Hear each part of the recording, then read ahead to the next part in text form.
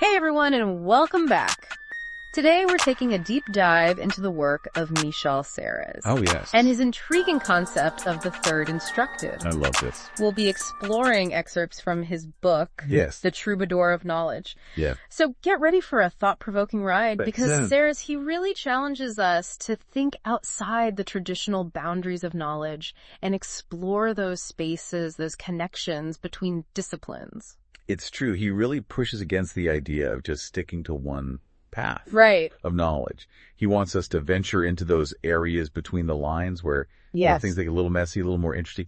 He's all about those unexpected connections. Absolutely. Like when you're immersed in a book on, say, ancient philosophy, Mm-hmm. and suddenly it sparks a whole new understanding of a physics problem you've been wrestling with.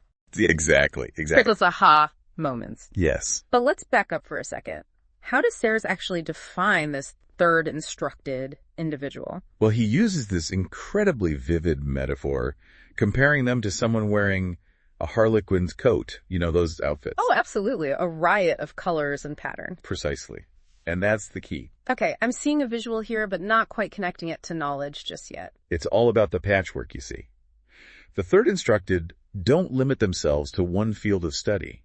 They draw knowledge from everywhere. Science, art, history, their own personal experiences. Right. Everything is fair game. So they're like creating a tapestry of knowledge, weaving together all these different threads. Exactly. They embrace what Serres calls the cento. Cento. I like It's like a collage of ideas. Well, okay, so we're talking about a very different approach than what's typically encouraged in traditional education, where specialization is often the focus. You know, pick a lane and stay in it. Left brain versus right brain. Art versus science. Yes, exactly. It's like we're expected to fit into these neat little boxes, right? Right. Yeah. But the third instructed, they're saying, forget the boxes. Exactly. They thrive in the spaces between, finding connections that others might miss. It's a much more holistic way of seeing the world. It's like they're seeing the whole picture, not just fragments. Precisely. So they're drawing from this cento of knowledge, this rich tapestry of experience, but how do they actually put it all together? That's where it gets really interesting. We'll dive into that right after this break. So we're starting to see how the third instructed gather knowledge from all these different areas, like building their own unique cento. But what does their learning actually look like in practice? It can't just be about randomly hoarding information, can it? You're absolutely right. It's not a guessing game. For Serres, it's all about active engagement, not just passive absorption. He uses this powerful image of crossing a river to illustrate the journey of the third instructed. Okay, I'm picturing this. I'm feeling a little unsteady already just thinking about it. What does the river actually represent in this metaphor? Well, leaving the familiar shore behind, that's like leaving behind all our preconceived notions, our assumptions, the things we think we know. And the river itself, that's the turbulent current of new ideas and perspectives, those unexpected challenges. And actually swimming, that's where the real work comes in, right? Absolutely. It takes real effort, agility, that willingness to adapt to, the changing currents. And just like navigating a river, learning can be, it can be disorienting at times, even a little frightening. But it's in that struggle, that's how we reach the other side, transformed by the experience. I love how Serres does that. He takes these like abstract concepts, this idea of learning and knowledge, and he makes them feel so tangible. He doesn't stop there. Serres even goes so far as to compare this process of learning, this encounter with the new and unknown, to the actual act of being born. Whoa! Being born. That is an intense comparison. It might seem like a bit of a stretch, but think about it. Birth is messy, it's challenging, it's painful, there's vulnerability, risk, the potential for things to go wrong. But it's also a moment of incredible potential, this passage into a wider, more complex world. I see what you mean. Both experiences, learning, and being born, they involve a kind of necessary struggle, a pushing past boundaries to achieve something new and remarkable. Precisely. And that's where Serres' idea of magnificence comes into play. He says that it's through this struggle, this willingness to really embrace the discomfort and uncertainty, that's how we expand our capacity for experience, for understanding, for growth. So it's not about avoiding the hard stuff, the challenges, even those moments of like self-doubt. Not at all. For the third instructed, they lean into those challenges, knowing that true growth, that magnificence, it usually comes from those moments of friction, those times when we're forced to re-examine what we believe and embrace new ways of thinking. That makes me think about another idea of Serres, this concept of the third place. Oh, yes. The third place. That's a great one. So we've talked about the third instructed and their cento of knowledge.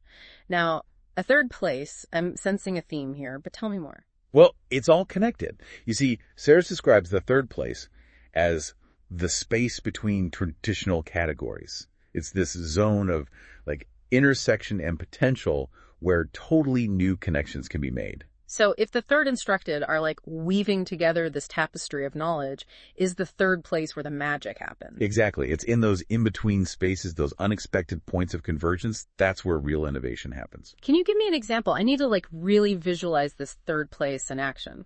Yeah, Sayers uses some really striking examples in his work. He mentions the space between two dancers in a minuet, the vibrating center of a spider web, even that split second of stillness before a goalie makes a game-changing save. These are all such powerful moments, these thresholds where something new and exciting is just about to burst forth. Exactly. It's about really learning to recognize and value those liminal spaces, those often overlooked zones where different fields, different ideas, even just different perspectives can collide and create something completely new. It's like those aha moments, those flashes of insight that seem to come out of nowhere.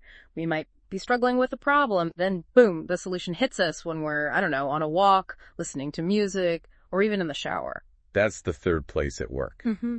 It's not always about, sitting at a desk methodically analyzing data.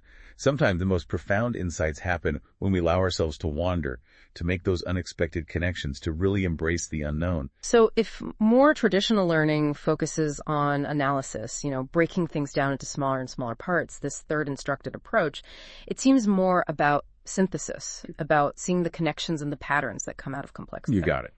And this way of learning, of engaging with the world, it often goes way beyond the traditional classroom setting. It's about being open to new experiences, new perspectives, even to those moments of pain and failure that, ultimately make us grow. It just strikes me that these ideas of Sarah's are so relevant right now, like especially in our modern world. We're living in this age of information overload, right? We're constantly bombarded by data and opinions coming at us from all sides. It can be really overwhelming, sometimes even paralyzing. Totally agree. And that's precisely why this idea of the third instructed, why it's so important right now. It's not about just collecting more and more knowledge. It's about learning to navigate that complexity, to synthesize information from all sorts of different places, to find those meaningful connections, and then actually do something with them. It's about being more than just like passive consumers of information. It's about being creators and synthesizers, troubadours of knowledge, as Sarah's might say, sharing our own unique centos with the world. Absolutely. And by doing that, we contribute to a richer, more nuanced, more interconnected understanding of the world. This has been amazing. So as we wrap up this deep dive into the mind of Michel Serres and the third instructed, what's the most important thing you want our listeners to take away from all of this? Well, I think Serres offers all of us a really powerful challenge. We need to embrace curiosity and seek out diverse viewpoints and even find some joy in that messy process of learning and unlearning. The world needs more third instructed individuals, people who are willing to bridge those divides, challenge those assumptions, and create those new possibilities. Such a fantastic point to end on. Thank you so much for joining me on this deep dive, everyone. And until next time, keep those minds open, never stop exploring, and remember, the most exciting discoveries often happen in those spaces in between. It's like that saying, no pain, no gain. But for knowledge, for ideas, it's when we push past those comfortable boundaries that we discover something truly new about ourselves and the world around us.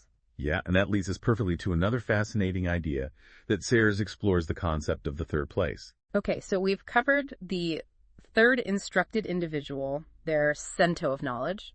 Now, a third place. I'm liking this theme, but tell me more. It's all connected, you see. Sayers, he describes this third place as the space between those traditional categories, a zone of potential where new connections, they're forged. So if the third instructed are the weavers of this tapestry of knowledge, is the third place where the magic actually unfolds? You got it. It's in those in-between spaces, those surprising points of convergence where true innovation, it emerges. Okay, give me a concrete example here. I need to visualize this third place in action. Well, Sayers, he uses some really vivid examples in his writing. He talks about the space between dancers in a minuet, the vibrating center of a spider web, even that split second of stillness just before a goalie makes an amazing save. I see it. These are all moments of such concentrated potential, those thresholds where something new, something exciting is just about to break through. Precisely. It's all about learning to recognize and really value those liminal spaces, those often overlooked zones where different fields of study, different ideas, different perspectives, they collide and create something completely new. It makes me think about those aha moments we all have, those flashes of insight that seem to appear out of thin air. You could be wrestling with a problem and then bam, the solution hits you while you're on a walk, listening to music, even in the shower. That's the third place at work. It's not always about sitting at a desk and analyzing data. Sometimes those profound insights, they happen when we let ourselves wander, when we make those unexpected connections, when we embrace the unknown. So traditional learning often focuses on analysis, breaking things down. But this third instructed way of being, it seems more about synthesis, about seeing those connections, the patterns that emerge from complexity. Yeah, you're spot on. And this way of learning, of engaging with the world, it often extends beyond the traditional classroom. It's about being open to new experiences, new perspectives, even to those moments of pain and failure that can push us to grow. It's so true. And it strikes me how incredibly relevant these ideas from Sarah's are, especially in our modern world. We're living in this age of information overload. We're constantly bombarded with data, opinions coming from every direction. It's overwhelming, even paralyzing at times. Absolutely. Yeah. And that's precisely why embracing this third instructed mindset is so important. Especially now. It's not about simply hoarding knowledge, right? It's about learning to navigate that complexity, to synthesize information from all those different sources, to find those valuable connections, and then actually act on them. It's about being more than just passive consumers of information, right? It's about being creators, synthesizers, troubadours of knowledge, as Sarah's might say, sharing those unique centos with the world. Yes, and in doing so, we contribute to this much richer, more nuanced, more interconnected understanding of the world around us. This has been incredible. So as we wrap up this deep dive into Michel Serres and the Third Instructed, what's that key takeaway, that one thing you want listeners to carry with them? I think Serres really offers all of us a powerful challenge to embrace curiosity, to actively seek out diverse perspectives, and even find that joy in the messy process of learning and unlearning. The world needs more third instructed individuals, more people who are willing to bridge those divides and challenge those assumptions and create new possibilities. What a fantastic point to end on. Thank you so much for joining us on this deep dive into the Troubadour of Knowledge. And until next time, keep these cento minds open, never stop exploring, and remember, the most exciting discoveries, they often happen in those spaces in between.